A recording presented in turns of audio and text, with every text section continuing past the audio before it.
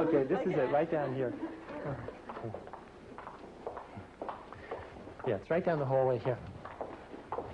Yeah. This is where it all happened in the summer of 1971. Right down this corridor in the basement of the psychology department is where we converted these offices and storage rooms to prison cells. And we had students like yourself, college students from all over the country, play the roles of either prisoners or guards. This was the yard, the prison yard. Here in this closet was solitary confinement, the infamous hole where the guards put prisoners for punishment. That part was screened off, and there was a hidden camera that recorded everything that happened, exactly where the video crew is now. Here's one of the rooms that was a cell. In fact, I have a box of old stuff from the experiment I'd like you to see.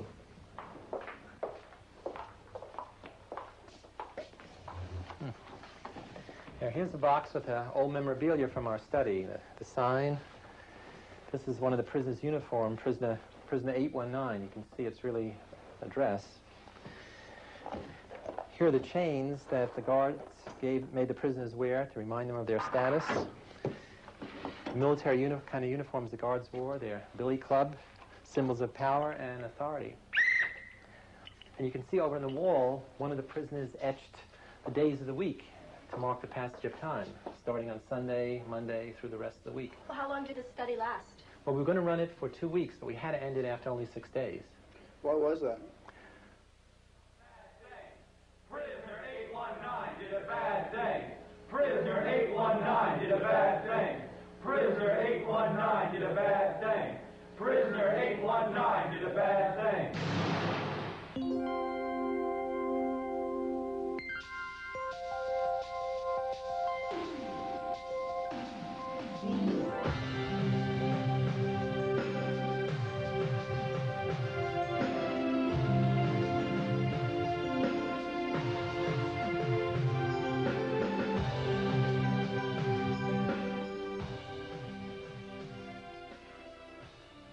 Our goal, back in 1971, was to study the behavioral and psychological consequences of becoming a prisoner or prison guard. To do this, we decided to simulate a prison environment, both physically and mentally, and then observe the effects of this institution on all those within its walls. We used the basement of the psychology building to stage our little drama, scheduled to run for 2 weeks. A corridor of small offices was converted into a functional prison environment. It was complete with 3 cells. There was a guard's room, the warden's office, my superintendent's office, and a closet used, if necessary, for solitary confinement. We recruited the help of some prison experts to assist us with our prison design and construction. Foremost among them was Carlo Prescott, an ex-convict recently released from serving 17 years behind bars in San Quentin and Soledad prisons. We placed an ad in the city newspaper asking for participants for an experiment studying the psychological effects of prison life. They would be paid $15 a day. Over 70 people applied. They were given diagnostic interviews and psychological tests to weed out all those with any signs of psychological abnormality, medical disabilities, or history of crime or drug use. 24 were selected. They were all healthy, normal, intelligent, middle-class males from colleges throughout the United States. And with a flip of the coin, each was randomly assigned to play the role of prisoner or guard. It was only by chance that someone was chosen as prisoner or guard. Now, it is important to remember that at the start of this experiment, there were no psychological differences between those students assigned the prisoner role and those assigned to be guards. An undergraduate student, David Jaffe, took on the role of prison warden. I acted as the prison superintendent, while psychology graduate students Craig Haney and Kurt Banks handled a variety of prison staff responsibilities. I met with the students selected to be guards on the day before the experiment was to begin. I had to explain to the guards that they could not in any way hit the prisoners, but they could create in the prisoners feelings of boredom, a sense of frustration. Can create a sense of fear in them to some degree. You can create the notion of arbitrariness, that their life is totally controlled by us, by the system, you, me, Jaffe, and they'll have no privacy at all. Their cells, they're going to be sleeping in rooms with bars on them. There'll be constant surveillance. Nothing they do will go unobserved. They have no freedom of action. They can do nothing or say nothing that we don't permit. We're going to take away their individuality in various ways.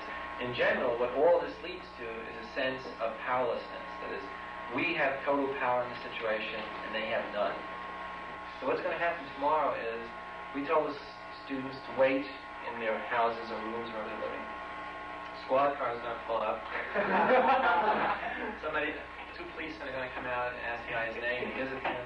That you've been suspected of a crime. I don't know. They'll just leave it vague and say drugs or something. Come with us, handcuff them, put them in the car, take them down to the police station, take them to security underground entrance, detain them, fingerprint them, book them, blindfold them, and then Kurt and Craig are going to pick them up, because they'll be blindfolded, they won't know, and say, come on, moving out, and then bring them down here, and take the blindfolds off, then they'll be in the prison. Then we're going to take their clothes off, delouse them with a powder spray, put on the uniform. We have some people making uniforms today, which is just going to be like long smocks with numbers on, and they'll have rubber shower shoes, and that's all. No underclothes or anything, and they're going to wear a chain on one leg, which is just a symbolic thing of their loss of freedom. So the police have agreed to do this. I just have to go down and double check and give them the names and so forth. Will this be done by campus security or by real police? The power of the police.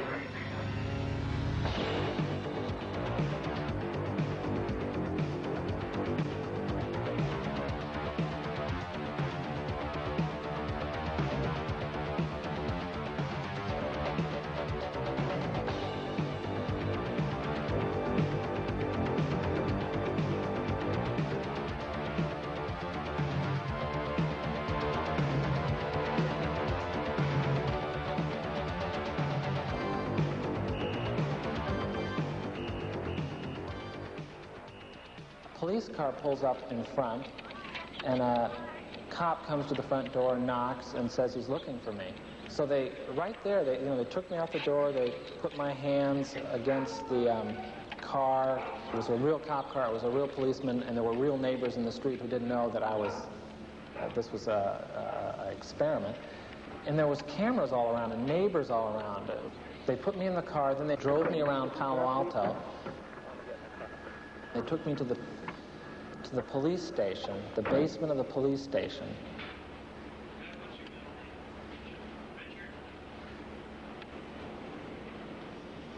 Then they put me in a cell. I was the first one to be picked up, so they put me in a cell, which is just like a room with a door with bars on it. You could tell it wasn't a real jail. They locked me in there in this degrading little outfit. They were taking this experiment too seriously.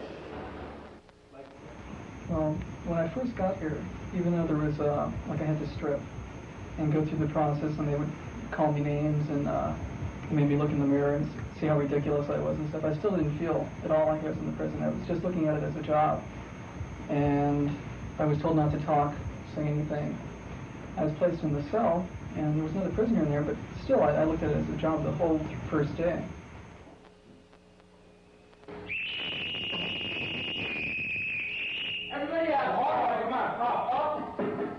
Well, gentlemen, here it is time for count.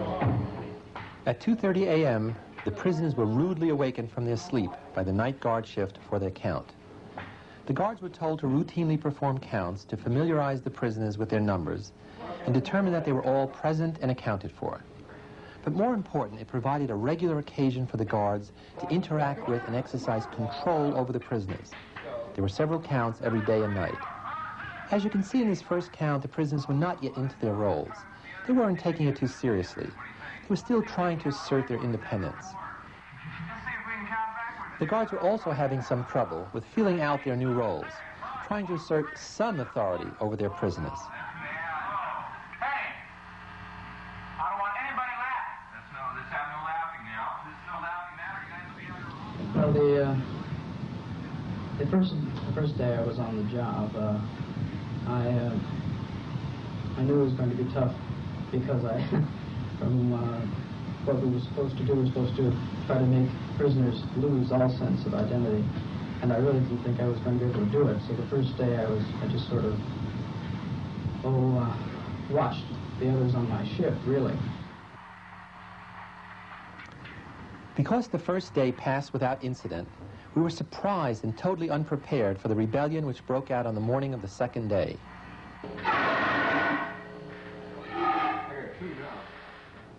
When waking the prisoners for the 10 o'clock count, the morning guard shift found that the prisoners in cell number 1 had removed their stocking caps, ripped off their numbers, and barricaded themselves inside the cells by putting their beds against the door. The prisoners began to taunt and curse the guards to their face. This, of course, embarrassed and upset the guards. The morning shift immediately called in reinforcements. They asked the night shift to stay on, and they called up 3 other standby guards to help put down the rebellion. In retaliation, one of the ringleaders of the rebellion, prisoner 8612, protested loudly. And they don't keep them neat. Fuck this experiment and fuck Dr. Zimbago! Fucking simulation! Violation of the rules, I'm a fucking simulation! It's a fucking simulated experiment, it's no prison! They don't take your bed and your clothes in prison! They do!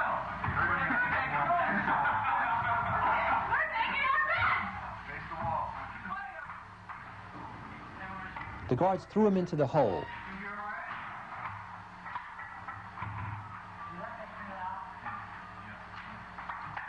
The other leader of the rebellion, prisoner 5704, had his feet chained together by the guards. The rebellion was temporarily crushed, but a new problem faced the guards. They realized that 9 guards could, of course, control 9 prisoners. But how could a regular shift of only 3 of them maintain control over the prisoners without using physical force? One of the guards came up with the idea of using psychological tactics instead of physical ones. The guards set up a privilege cell, and prisoners who were least involved with the rebellion were put in there and given special privileges. They got their uniforms back, they were allowed to wash themselves and brush their teeth. The others were not. Beds were returned to the privileged cell. Prisoners in the privileged cell were offered a special meal, while the others were only allowed to watch. Yet the privileged prisoners refused to eat the special meal, showing their solidarity with the punished prisoners.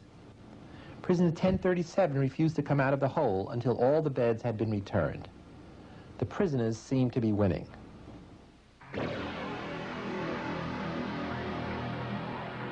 The guards took measures to increase their control over the prisoners, making them do push-ups, sit-ups, and jumping jacks to punish them. The guards began to implement more strip searches. Every aspect of a prisoner's behavior fell under the total arbitrary control of the guards who were on any given shift. Prisoners who had been rewarded were now punished by the guards for no reason.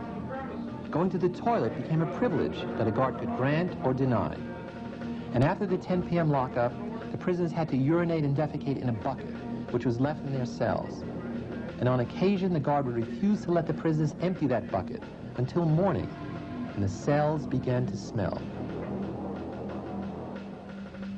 The harassment by the guards and the worsening of prison conditions got to prisoner 8612, the rebellion leader. He decided he had enough. He wanted out. So he started complaining of headaches and stomach pains. 8612 was interviewed by the staff. The warden was unsympathetic. Our ex-convict prison consultant, Carlo Prescott, ridiculed him as a white boy unable to cope with minimal prison hardships. And I, as the superintendent, offered him a deal. No more guard harassment of him in return for some information from time to time. In short, I asked him to be a snitch. I told him, think it over and let me know your decision later that night. Confused, 8612 returned to the yard during the evening count and told the other prisoners that no one could get out. 8612, against the wall. Against the wall, 8612. Somebody help him. You got the key to the handcuffs first. Well, I just gave this special officer. Like, if I gotta be in here, I'm not gonna put up with any of your shit. I mean, you know, really. I mean, I couldn't get out. I spent all the time talking to doctors and lawyers. Help him against the wall. They wouldn't let me out. You can't get out of here. Obviously, this news, coming from one of their respected leaders, had a dramatic impact on the other prisoners. He said, you can't get out. And then you really felt like you were a prisoner. You know, it may be a Zimbardo's experiment, and maybe you were getting paid for it, but damn it, you were a prisoner. You were really a prisoner there. I was told that I couldn't quit. And at that point, I felt that, well, it was really a prison. And at that point, I don't know, there's no way I can describe how I felt. I just felt totally hopeless. More hopeless than I'd ever felt before. There were no more signs of rebellion in the prison. But prisoner 8612 couldn't believe that he had lost all control over his situation. His confusion amplified the frustration and feelings of helplessness that he was experiencing. 8612 decided that the only way to get out was to show everyone he had gone crazy. Then they would have to release him.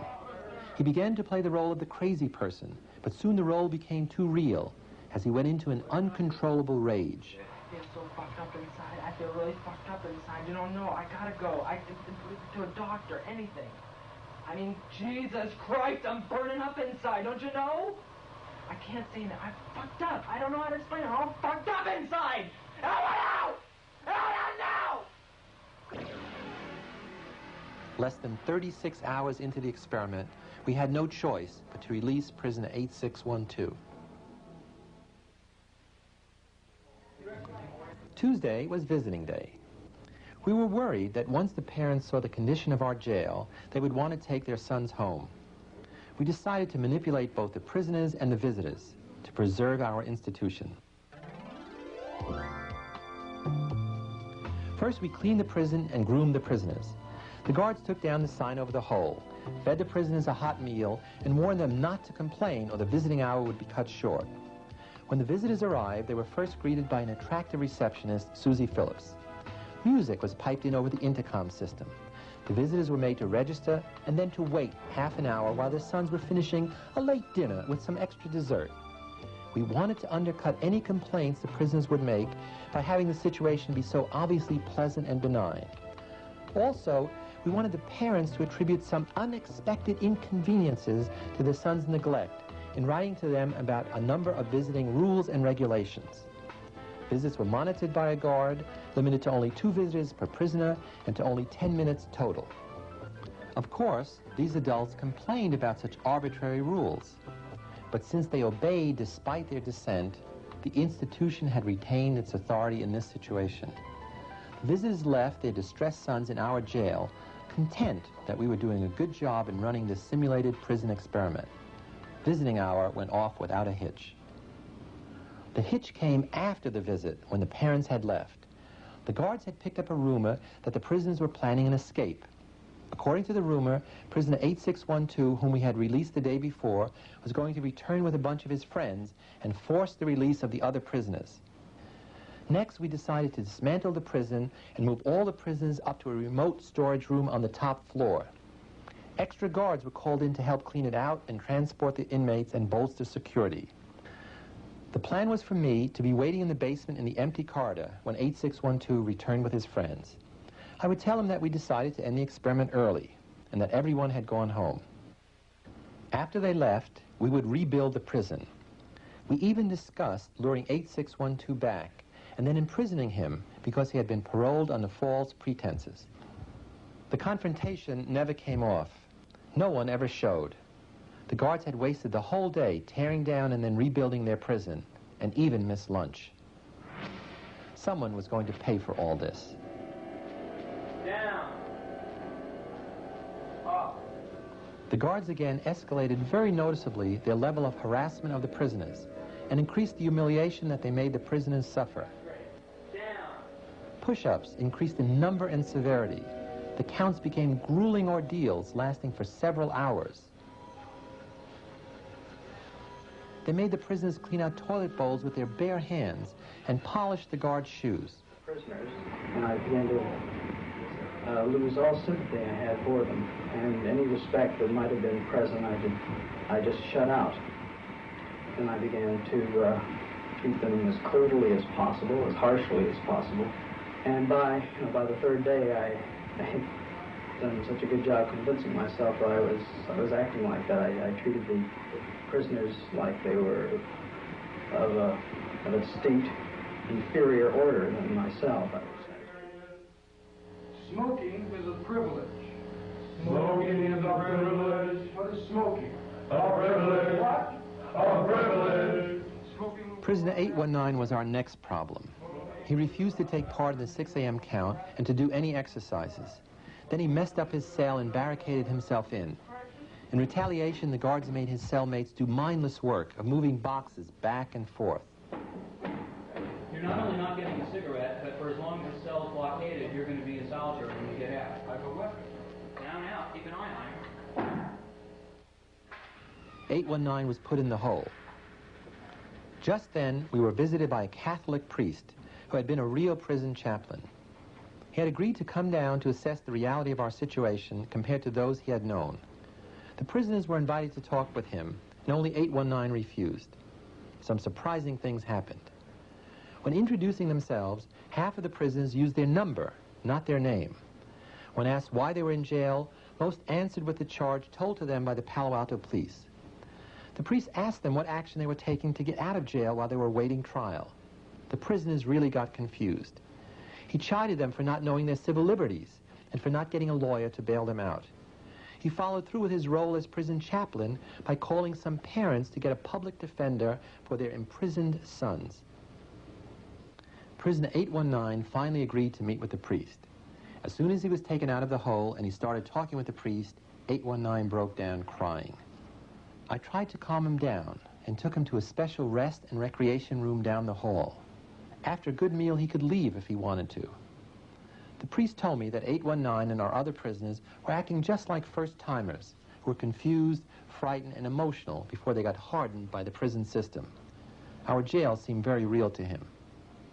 Meanwhile, the guards were assembling the prisoners for the 11:30 count. Prisoner 819 did a bad thing. Prisoner 819 did a bad thing. Prisoner 819 did a bad thing. Prisoner 819 did a bad thing. As soon as I realized that 819 could hear this, I rushed to the room where I had left him. And what I found was a boy crying hysterically, while in the background his fellow prisoners were chanting and yelling that he is a bad prisoner and that they were being punished because of him. Because of what prisoner 819 did, my cell is a mess. Because of what prisoner 819 did, my cell is a mess. No longer was this a count disorganized and full of fun as it was on the first day of the experiment. Now the count was marked by its conformity, compliance, and absolute unison. It was as if one voice called out that 819 is bad. I tried to console prisoner 819 by offering to let him go, but he insisted on staying. He told me that he couldn't leave knowing that the other prisoners thought he was a bad prisoner.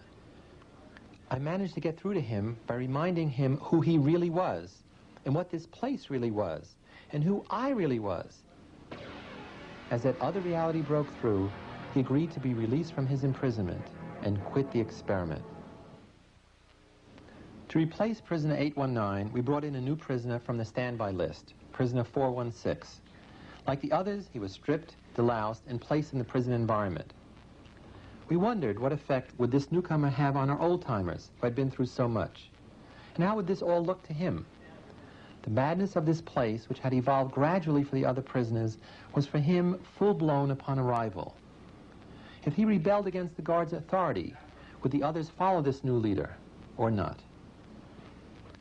Prisoner 416 began his revolt by refusing to eat. He went on a hunger strike. Amazingly, the prisoners were so divided among themselves that instead of rallying around 416, they refused to join him. To them, he was just a troublemaker.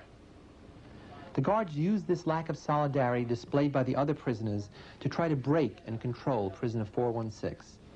Ironically, they began by making him sing Amazing Grace. 416, while they do push-ups, you sing Amazing Grace. Ready? Down. Amazing grace, how push-ups on your own. sweet the sound to save a wretch like me. Keep going. Once I was blind, but now I see. Once I was blind, but now I see.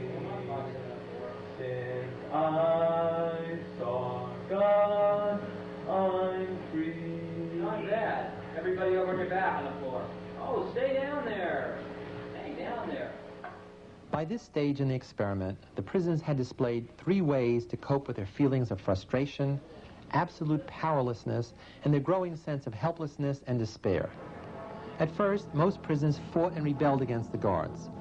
By now, 4 of them had reacted passively by breaking down emotionally, forcing us to release them. And still others had reacted by becoming model prisoners. One such prisoner, 2093, was nicknamed Sarge by the other prisoners because of the way he followed the guards' orders so readily. It was also apparent that there were 3 types of guards. The good guards, who felt sorry and did little favors for the prisoners. Tough but fair guards who followed the rules. And the sadistic guards who constantly degraded and humiliated the prisoners. As a group, the guards now had total control of the prison, and except for prisoner 416, they had the obedience of every prisoner.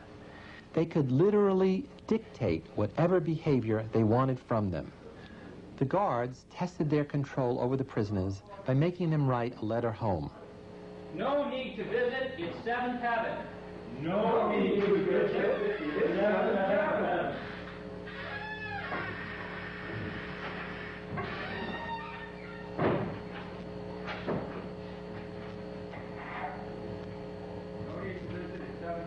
Yours truly. Yours truly. Again. Again. Let's hear yours truly. Yours truly. Your loving son. Your loving son. And put the name there that your mother gave you. At dinner, prisoner 416 refused to eat his sausages left over from lunch. 416 is a prisoner who was extremely dazed at first and upset, and found that, to his surprise, he couldn't respect himself unless he found means to resist, and means that were uniquely his own, means that were best adapted to him. And 416 has found those means, and 416, it means something to me now. The number is a source of pride, like a name. It's important to me that I'm 416. Get in that closet then. He was thrown into the hole and ordered to hold the sausages in his hands. The guards threatened to cancel Thursday's visiting hour for all prisoners if 416 did not eat his sausages. 416 refused again. The guards then channeled the frustration of the other prisoners by having them express their anger directly at 416, who was in the hole. Thank you, 416. Okay, 209. I'll try that myself. Thank you, 416. Over there. Oh, that's fine. Shall I do the same as we got? Oh, yeah, you do it just the same way, 209. Thank you, 416. Okay, that's enough. To the guards, 416 represented disobedience. He was a solitary threat to their total power. He was taken out of the hole for the next count. The count was run almost single-handedly by one guard. The prisoners named him John Wayne because of his macho guard performance and tough guy attitude. He used every tactic he could think of, public humiliation, homophobia, whatever, to dominate the prisoners. 416, you got your hands in the air. Why don't you play Frankenstein? This is correct. 293, you can be the bride of Frankenstein. You stand here. You come over there. Should I act it out as correctional officer? You should act it out. You be the bride of Frankenstein, and you be Frankenstein. I want you to walk over here like Frankenstein and say that you love 293. That's how Frankenstein walks. Walk like Frankenstein. Yeah, that's you walk like you. I love you, 293. Get up close. Get up close. I love you, 293. I love you, 293. You smile, 293. You get down here and do 10 push-ups. 2, 3, 4, 5, 6. Even Sarge, the obedient prisoner, was abused. Why are you such a man? I don't know, sir. Why is it you try to be obedient so much? It's my nature to be obedient, Mr. Correctional Officer. You a liar. You a stinking liar. If you say so, Mr. Correctional Officer. What if I told you to get down on that floor and fuck the floor? What would you do then? I would say we didn't know how, Mr. Correctional. Not one of the prisoners protested the harshness and cruelty of the count. Before lights out, 416 was again put in the hole because he refused to eat his sausages, now filthy from being thrown all over the floor. John Wayne made a final attempt to get 416 to submit by setting the other prisoners against him. He gave the prisoners a choice. Now, there's a couple ways that we can do this, depending upon what you want to do. Now, if 416 does not want to eat his sausages, then you can give me the blankets and sleep on the bare mattress, or you can keep your blankets and 416 will stay in another day. Now, what will it be? I'll keep my blankets. What will it be over here? I'll keep my blankets. How about 5486? I'll give you my blankets, Mr. Correctional Officer. You don't want his blanket. Well, now you boys got to come to some kind of decision here. Well, you two and I, how do you feel about this? We got 3 in favor of keeping your blankets. We got 3, guess 1. Keep your blankets. 416, you're going to be in there for a while. So just get used to it. I was watching all this on the television monitor in my office with one of my graduate students. I was amazed that the guard would keep that boy in solitary all night as punishment for not eating cold, dirty sausages. I was amazed that the prisoners would keep their blankets instead of letting 416 out of the hole. This was a true prison where frustrated guards acted sadistically against prisoners like 416 who would not submit to their control, and where demoralized prisoners acted selfishly and shamefully. I told her that I was really impressed with what we had accomplished. In less than a week, she looked at me and said, "I think what you are doing to those boys is horrible."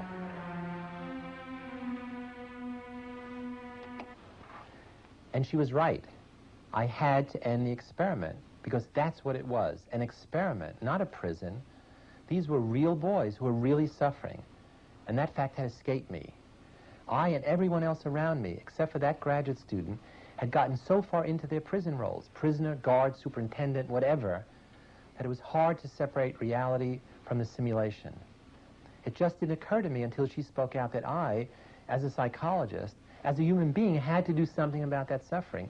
I had to end the experiment. But it's important that we look back at what happened during the 6 days of our prison study, because there were many people other than psychologists who accepted our prison as a prison instead of as a psychology experiment. And their actions or lack of actions added to the reality of our simulation. First, there were the parents who accepted our arbitrary rules for visiting day. They, too, became drawn into our prison society by working within our prison system to try and better their son's condition. But even though some of the prisoners told their parents that this was the worst thing that ever happened to them, the parents accepted the perspective the prison authorities had created, and they rejected that of their sons. The power of the situation was stronger than the individual. And what about the priest who came to visit the prison? He didn't question the ethics of the experiment as he should have. He ended up giving the boys legal counsel instead of spiritual counsel. So he made the line between reality and illusion even more obscure. After the priest left, he called some parents who in turn called a public defender to come to the prison. The public defender watched as one by one the boys were brought in, handcuffed, wearing bags over their heads to discuss their individual cases. He was only concerned with informing the prisoners of their rights as prisoners, not acknowledging that they were in fact college students locked up for a week in the basement of the psychology building. On day 5, the prisoners were brought in front of the parole board, consisting of psychology graduate students, secretaries, and others. The head of the parole board was Carlo Prescott, our prison consultant. What was really interesting was that Carlo was finally sitting on the other side of the parole proceedings. And like all the others who had participated in our study, he took on a role, or rather the role took over him. He became the same kind of parole officer who had rejected his parole request year after year when he was doing time. What I'm trying to say is that you went outside the door and you had a little time to think. Now you're back in here trying to con us and we're looking at you in a different view. Well, what real social consciousness do you have? What do you really think you owe society? I'd like to hear something real from you. Well, I've got a valid job. Working does not make you a good citizen. It's a teaching job. It's a good job, I feel. A worthwhile job. That may even make you more suspect. I don't think I'd want you to teach any of my youngsters. It was only afterwards that he realized that he was using the same rationale against them, the students, that his parole officers had used against him to reject his parole requests. I've got nowhere to go while I'm in here, and I don't know what my sentence is. So the only hope I have is to just wait it out and try and live it as pleasantly as I can. Well, I'll tell you something. With your attitude and the way that you've expressed yourself in this particular board meeting, if we were going to definitely make recommendations, you know, I would see to it personally that you were here until the last day. Personally. So we had to stop the experiment after only 6 days. The prisoners and guards were then debriefed, and they all vented their feelings. And then we got together a few months later to analyze the whole experience. They had some interesting things to say about it. I don't know, at first I thought that maybe I could manage prison for a while. Right now I don't think I could manage it at all. I don't see how anybody really could without coming out really hateful. What made the experience most depressing for me was the fact that we were continually called upon to act in a way that just is contrary to what I really feel inside. I don't feel like I'm the type of person that would be a guard, just continually giving out shit and forcing people to do things and pushing and lying. It just didn't seem like me, and to continually put on a face like that is just really one of the most oppressive things you can do. I had really thought that I was incapable of this kind of behavior. I was surprised, no, I was dismayed to find out that I could really be that I could act in a manner so absolutely unaccustomed to anything I would even really dream of doing. And while I was doing it, I didn't feel any regret. I didn't feel any guilt. It was only afterwards when I began to reflect on what I had done that this behavior began to dawn on me, and I realized that this was a part of me I hadn't really noticed before.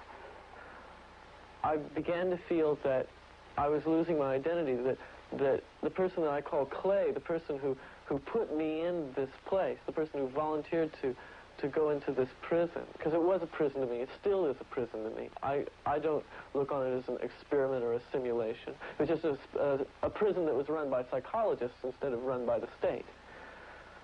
I began to feel that identity, that the person that I was that had decided to go to prison was distant from me, was remote, until finally I wasn't that. I was 416. I was really my number, and 416 was going to have to decide what to do. Once you put a uniform on and are given a role, a job, saying your job is to keep these people in line, then you're certainly not the same person as if you were in street clothes and in a different role. You really become that person. Once you put on that khaki uniform, you put on the glasses, you take the nightstick, and you act the part. That's your costume, and you have to act accordingly when you put it on. It harms me. Why? I mean in the present tense, it harms me. How did it harm you? I know what you can turn into. I know what you're willing to do. If you say, oh, well, I'm not going to hurt anybody. Oh, well, it's a limited situation. It's over in 2 weeks. Well, you in position, what would you have done? I don't know. I can't tell you that I know what I'd do. Would you believe? I don't believe I would have been as inventive as you. You mean, I don't believe I would have applied as much imagination to what I was doing. Do you understand? Yes, I understand. I think I would have been a guard. I don't think it would have been such a masterpiece. I didn't see where it was really harmful. It was degrading, and that was part of my particular little experiment to see how I could. Your particular little experiment. Yes, Why don't you tell me about that? I was running little experiments of my own. Tell me about your little experiments. Okay. I'm curious. I wanted to see just what kind of verbal abuse that people can take before they start objecting, before they start flashing back.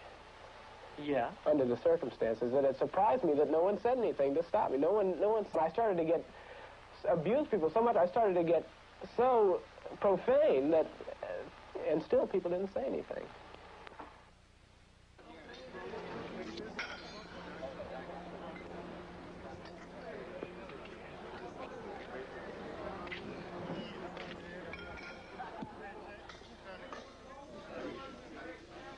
Right now, in this jail, I'm the one of the staff psychologists.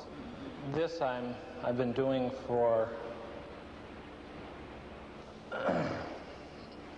14 years, practically the length of time I've been away from Phil Zimbardo's experiment. I can't say that. I'm fucked up. I don't know how to explain it. I'm all fucked up inside. Out now! God damn it. As an experience, it was unique. I've never screamed so loud in my life. I've never been so upset in my life. And it was an experience of being out of control,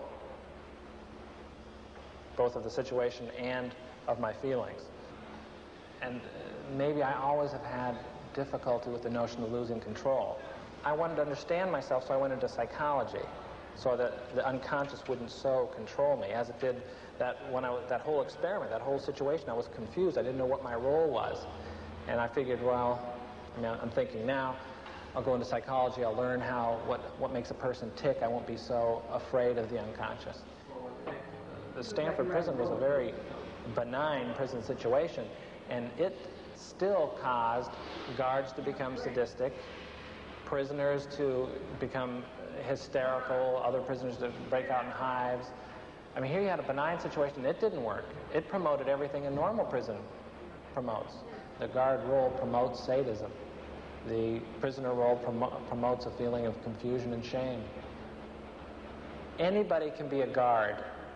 It's harder to be on guard against the impulse to be sadistic, because it's a quiet rage, a malevolence that you can dam up, but there's nowhere for it to go. It comes out sideways, sadistically or whatever.